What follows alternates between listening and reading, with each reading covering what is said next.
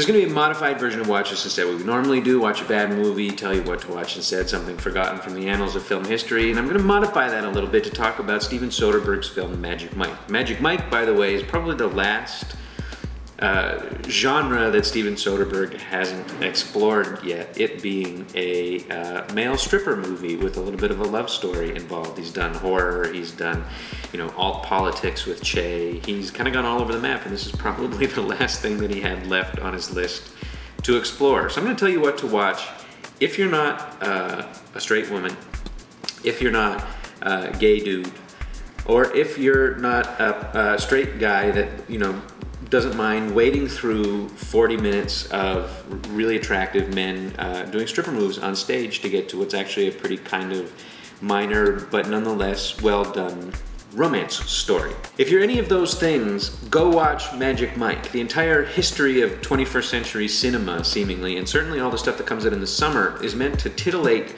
and attract one sub-segment of the movie watching audience, and that's late adolescent through 20s through early 30s, prolonged adolescent straight males.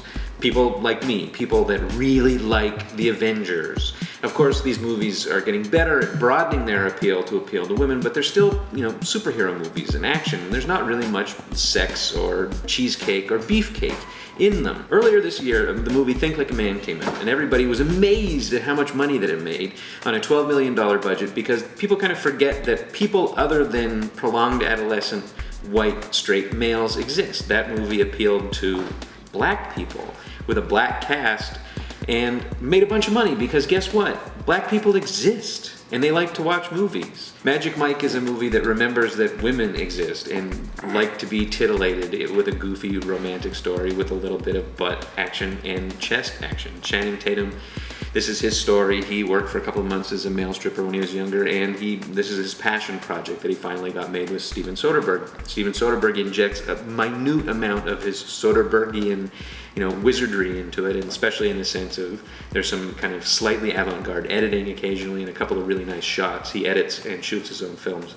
But for the most part, this is just incredibly attractive men stripping with a kind of heartfelt, well-acted, love story underneath it. It's the 21st century version of Cocktail, except so much better, and not with that Tom Cruise in it. If you don't think you'll be titillated, if you think you might be made uncomfortable or bored by oiled, muscular men dancing around in your face for an hour and a half, which I'm not going to judge you one way or the other if you are or not, watch something else that was done in not even the same generic neighborhood, but still the same kind of purpose, which is a movie called Barbarella from the 60s. But it's a movie that was designed to titillate. Movies can titillate. They don't have to be super smart or super deep or super meaningful. They're filmed entertainment meant to help you pass some time.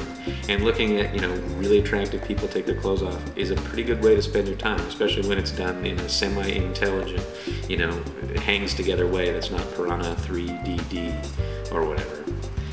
So watch Barbarella instead if you just absolutely can't stand the thought of watching male strippers. If you can stand the thought of watching male strippers, watch Magic Mike because it's a pretty good movie.